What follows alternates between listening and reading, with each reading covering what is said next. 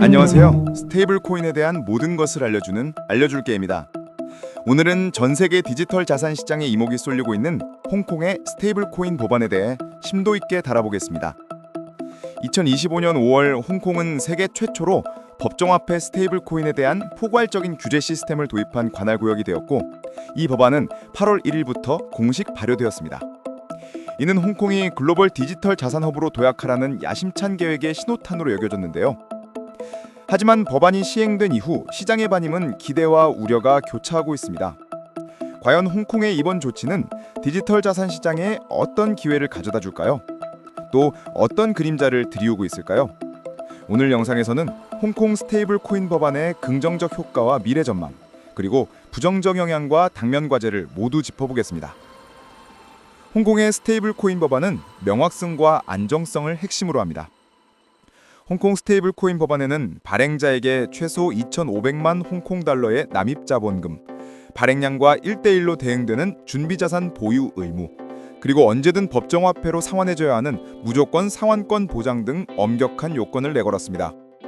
이는 과거 FTX 붕괴 사태 등으로 실추된 가상자산 시장의 신뢰를 회복하고 투자자들에게 더 큰 보완을 제공하는 조치입니다. 이러한 명확한 규제 프레임워크는 기업들이 규제 안에서 기술 혁신을 추진하도록 장려합니다.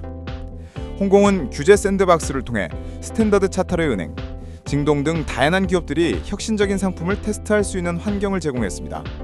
이는 단순한 규제를 넘어 웹3, 디파이, NFT 등 관련 생태계의 성장을 지원하겠다는 홍콩 정부의 의지를 보여줍니다. 특히 홍콩 달러 스테이블 코인이 활성화되면 기존에 3에서 5일 걸리던 국가 간 무역 결제 시간을 단 8초로 단축하고 수수료로 크게 줄일 수 있습니다. 이는 아시아 지역의 무역 결제 비용을 절감하고 금융 연결성을 강화하여 홍콩의 글로벌 무역 허브로서의 입지를 더욱 공고히 할 것입니다. 중국 본토는 가상화폐를 엄격히 금지하고 있지만 홍콩을 일종의 실험장으로 활용한다는 일국양제 전략을 펼치고 있습니다. 홍콩의 균형 잡힌 규제 프레임워크는 향후 중국 본토가 디지털 위안화, 즉 CBDC나 블록체인 기술을 금융에 적용하는 데 중요한 참고 자료가 될 수 있습니다.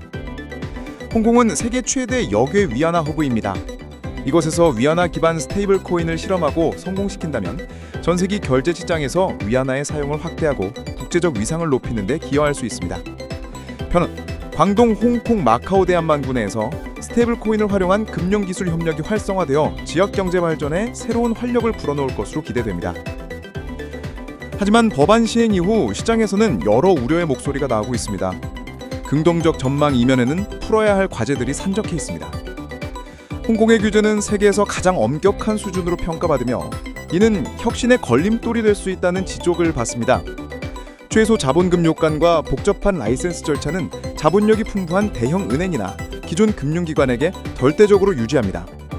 이는 혁신적인 아이디어를 가진 소규모 웹3 프로젝트나 독립 개발자들을 시장에서 사실상 배제하는 결과를 낳을 수 있습니다. 홍콩 금융관리국은 라이센스 신청 기업이 77곳이나 됐지만 첫 라이센스 발급은 2026년 초에나 가능할 것이며 그 수도 한 자릿수에 그칠 것이라고 밝혔습니다. 이러한 신중한 접근은 시장의 기대에 찬물을 끼얹고 법안 시행 첫날 관련 주가가 급락하는 등 투자 심리를 위축시켰습니다. 가장 큰 논란은 웹3의 핵심 가치와 충돌하는 기재 내용입니다. 모든 스테이블 코인 보유자의 신원을 확인하고 기록을 5년 이상 보관해야 하는 강력한 KYC 요건은 웹3 커뮤니티에서 가장 큰 논쟁거리입니다. 더 나아가 탈중앙화된 금융 프로토콜이나 익명 지갑과 연동을 명시적으로 금지했습니다. 이는 USDT나 USDC처럼 지갑 간의 자유민 전송과 디파이 생태계와의 원활한 인터그레이션을 특징으로 하는 기존 스테이블 코인 모델과 정면에 배치됩니다. 결국 홍콩의 라이센스 스테이블 코인은 세계 누구나 자유롭게 쓰는 온체인 자산이 아니라 신원이 확인된 사용자만 쓸 수 있는 통주된 전자화폐나 은행 발행 디지털 쿠폰에 가까워질 수 있다는 비판이 나옵니다. 이는 웹3의 개방성과는 거리가 먼 웹 2.5 환경이라는 지적입니다. 엄격한 규제는 이미 시장에 직접적인 영향을 미치고 있습니다. 법안 시행 이후 홍콩의 장외거래 시장이 크게 위축되었습니다. USDT 일평균 이체 규모가 시행 전보다 약 33%나 감소한 것으로 나타났습니다. 더 큰 문제는 중국 정부의 태도 변화입니다. 최근 중국 당국이 본토 기업들의 홍콩 내 가상화폐 사업 참여를 제한하는 움직임을 보이면서 라이센스 신청을 준비하던 중국계 은행과 기업들이 신청을 보류하거나 철회할 가능성이 제기되고 있습니다. 이는 홍콩 스테이블 코인 시장의 성장에 가장 큰 변수가 될 수 있습니다. 결론적으로 홍콩은 지금 금융 안정과 혁신이라는 두 가치 사이에서 아슬아슬한 줄타기를 하고 있습니다. 홍콩의 전력은 스테이블 코인을 준국가적 결제 도구로 만들어 규제 우위를 확보하려는 것입니다. 이는 금융혁신과 온체인 법률 구조의 현대화를 동시에 추구하는 미국 또는 통일된 기준을 목표로 하는 연합의 접근 방식과는 뚜렷한 차이점을 보입니다.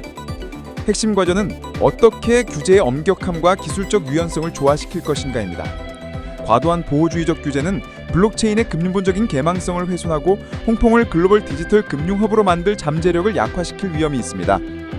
홍콩의 스테이블 코인 실험은 이제 막 첫 발을 뗐습니다. 과연 홍콩은 엄격한 규제 속에서도 웹3의 개방성을 포용하여 진정한 디지털 금융허브로 도약할 수 있을까요? 아니면 규제의 돛에 걸려 혁신의 동력을 잃게 될까요? 그 결과는 아시아뿐만 아니라 전 세계 디지털 자산 시장의 미래에 중요한 이정표가 될 것입니다. 오늘 준비한 내용은 여기까지입니다. 홍콩 스테이블 코인 법안의 미래에 대해서 어떻게 생각하시나요? 여러분의 의견을 댓글로 남겨주세요. 내용이 유익하셨다면 구독과 좋아요 부탁드립니다. 감사합니다.